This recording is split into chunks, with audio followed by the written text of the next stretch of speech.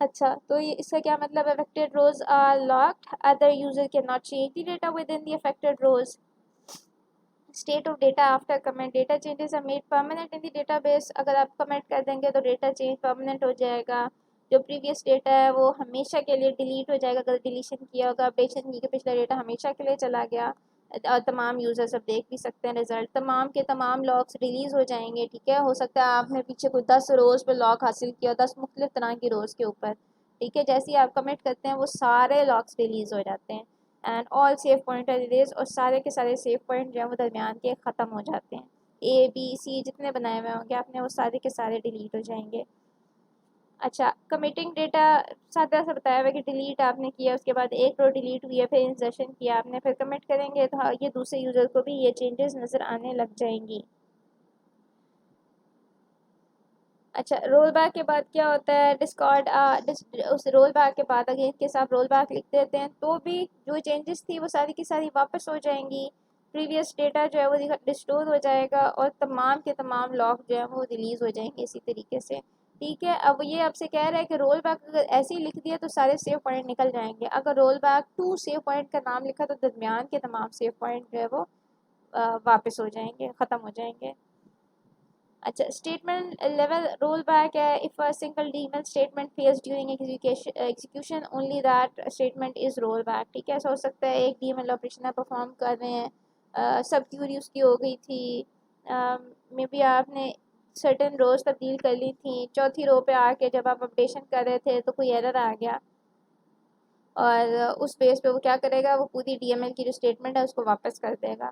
ठीक है, the Oracle server implements N implicit save point, एक खुद ब खुद यानी आपने नहीं एक्सप्लिसिटली नहीं कहा बल्कि इम्प्लिसिटली हर रोज से पहले, हर डीएमएल की स्टेटमेंट से पहले एक सेव पॉइंट क्रिएट करता है और इन केस वो एग्जीक्यूट हो जाता है प्रॉपरली तो वो सेव पॉइंट ख़त्म हो जाता है, वरना वो रोल बैक कर जाता है खुद ब खुद सिर्फ एक रो के लिए। All other changes are retained, बाकी तमाम चेंजेस में कोई फ़र्क नहीं पड़ता है। The user should terminate transaction explicitly by executing a commit और रोल बैक। ठीक है, इसीलिए जैसे मैंने अभी किया था, जब आप ट्रांजैक्शन कर लो तो खुद ब खुद कमिट और रोल बैक लिखो। ऐसा ना हो कि आप कोई स्टेटमेंट्स थी जो आपने यानी कुछ डिलीशन थी जो आपने ऐसी देखने के लिए की थी और उसके बाद आप भूल गए उसे रोल बैक करना और थोड़ी देर बाद आपने कोई डीडीएल दरमियान में परफॉर्म कर दी और उसकी वजह से आपका कुछ डेटा परमानेंटली डिलीट हो गया। ठीक है, तो ये आपका काम है कि अपनी जो स्टेटमेंट जो आप नहीं चाहते परमानेंट हो जाए उनको रोल बैक करके आगे काम करना स्टार्ट करें। रीड कंसिस्टेंसी, ठीक है, रीड कंसिस्टेंसी क्या कह रही है कि जो तमाम डेटा देख रहे होंगे वो एक कंसिस्टेंट व्यू देख रहे होंगे डेटा को। ठीक है, अगर किसी ने अपडेशन कर दी दरमियान में तो वो जो वर्जन देखेंगे वो पुराना वाला वर्जन देखेंगे। उसके अलावा भी हैव सर्टेन वेज कि आप उस देख सकते हैं, देखेंगे जो पुराना वाला कंसिस्टेंट वर्जन देखेंगे, लेकिन जब आप उसे कमिट कर देंगे या रोल बैक कर देंगे जब तक आप ये फैसला नहीं करेंगे वो चेंज किसी और को नज़र नहीं आएगा। जैसे ही आपने फैसला कर लिया तो वो कंसिस्टेंट चेंज सब यूज़र्स को नज़र आने लग जाएगा।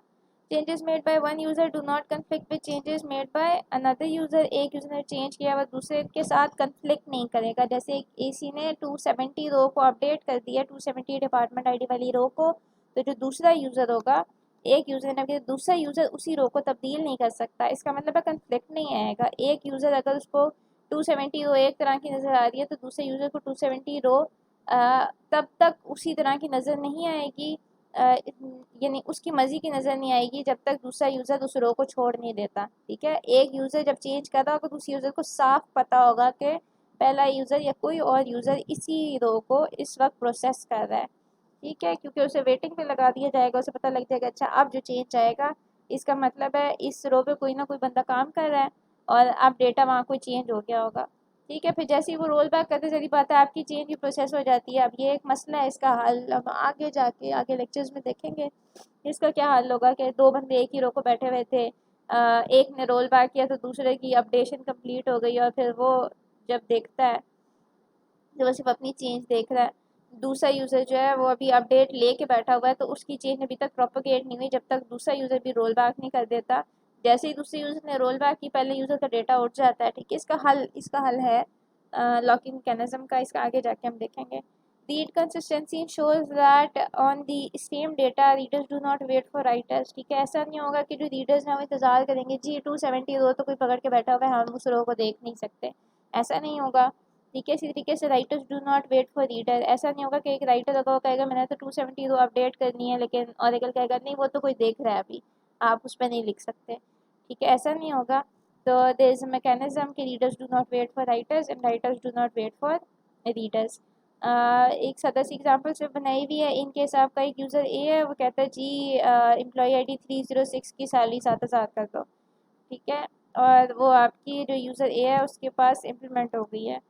ठीक है, अब जो यूज़र बी है वो कहता है जी मुझे यूज़र ए डॉट एम्प्लॉइज़ का डेटा देखना है। ठीक है, उसको ये कंसिस्टेंट इमेज नज़र आएगा, उसको ये बैकएंड वाली जो भी नई तब्दीली है वो नज़र नहीं आएगी अनलेस ये कमेंट कर देता है, तब तक ये चेंजेस आगे फॉरवर्ड नहीं किए जाएंगे। उसको जो चीज़ नज़र आती है उसको वो कंसिस्टेंट इमेज नज़र आता है जो तमाम यूज़र्स के लिए सेम होगा। जैसे ये कमेंट परफॉर्म कर देगा इसके बाद ये कंसिस्टेंट इमेज तब्दील हो जाएगा, उसको नज़र आने लग जाएगा। फिर आ जाते हैं बच्चे